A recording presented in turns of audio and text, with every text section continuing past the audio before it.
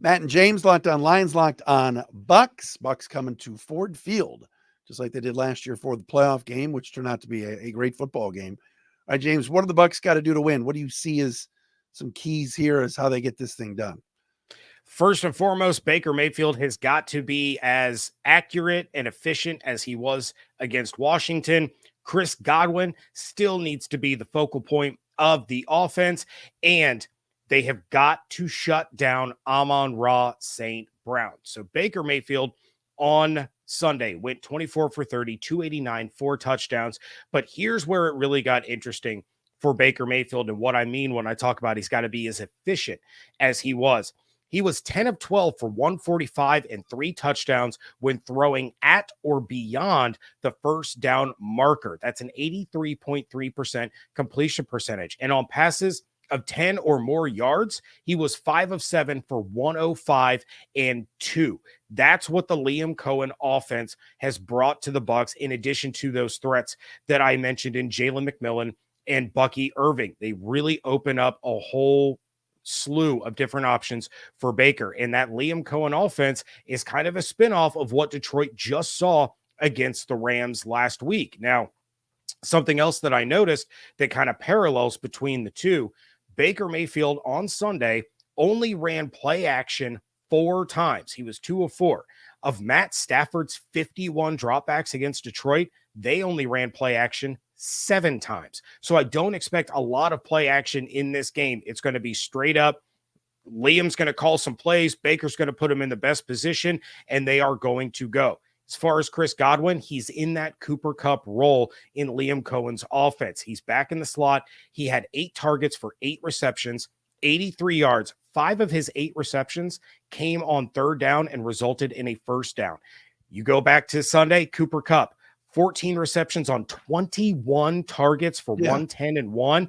That's going to be Chris Godwin in this game. Not 21 targets, but that's going to be the role that he plays. And that's how the Bucs offense is going to continue to move the ball down the field and try to put themselves in a position to score. As for Amon-Ra, he is one of the best receivers in the NFL, bar none. He is absolutely phenomenal, and he had a bad game. 3 catches for 13 yards. Goff and St. Brown are not going to let that happen again. No. So last year against the Bucs in the divisional round, 77 yards and a touchdown. But the 2 games combined, he had 20 receptions for 201 yards and 2 touchdowns. Amon-Ra was the driving force for the Lions against Tampa. A beaten up secondary, no Antoine Winfield Jr. They have to find a way to contain Amon-Ra St. Brown and force Goff to look in other directions. Force Jamison Williams to do it a second week in a row. Challenge the run game to go against a very good Buccaneers run defense, or they have Gibbs and Montgomery as passing threats out of the backfield. But it starts with Amon-Ra. If you can keep him to the same stat line that the Rams did, you have a chance to win this game. Yeah, I mean, you and I agree. I don't think that's happening. And I mean, not that stat line. It may right, be that, right. 3 of 13 was an anomaly, but you give the Rams credit. They took them away. I'll say this for the Lions, what we saw in overtime Sunday night, 8 plays in that final drive that ended in the Montgomery touchdown, 7 runs. Get back to that a little bit. No one loves Jahmyr Gibbs more than me, and he's fantastic, but there's got to be a way that David Montgomery gets more touches consistently in this game. I thought they went away from him too much 3rd and 4th quarter, and then overtime. Well, we need to pound the rock, and they go there. So that'll keep Baker and that explosive Bucs offense off the field if they're running the football and they're getting some chunks with Montgomery. I think it was last year in Tampa, Montgomery was eating for a while and doing well, and then got hurt in that game. So stays healthy and does his thing. I think that'll be a key. You mentioned something I had written down. If Chris Godwin is in that Cooper Kupp role, the Lions have got to find a way. If Godwin's playing that motion game that they did with Kupp to find him. I think the Lions pass defense did a good job for the most part. There weren't a lot of explosive plays, chunk plays for the Rams. But if you're telling me that the new OC down at Tampa has a little Sean McVay in him, then he's going to watch that film and say, wow, let's put our guys in motion. Maybe Godwin turns into Kupp, and that can't happen if the Lions want to win.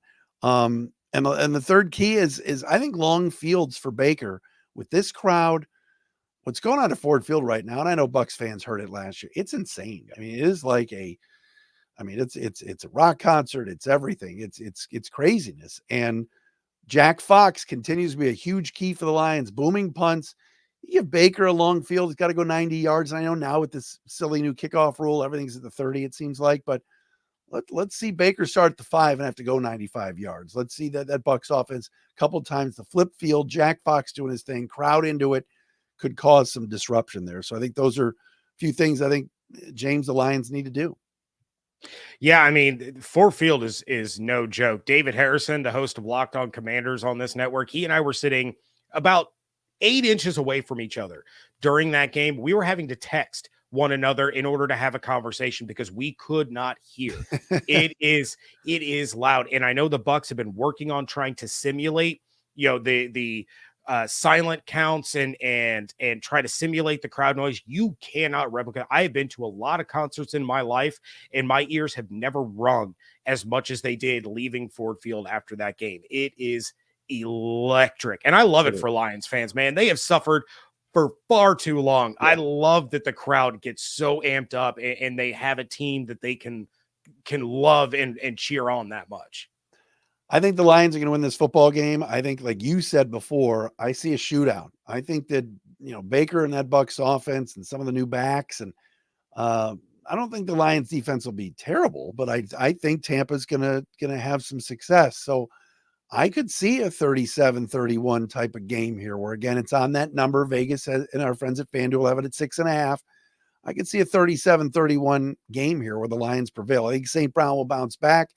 And I think some of that rust will be off of the Lions. What do you say?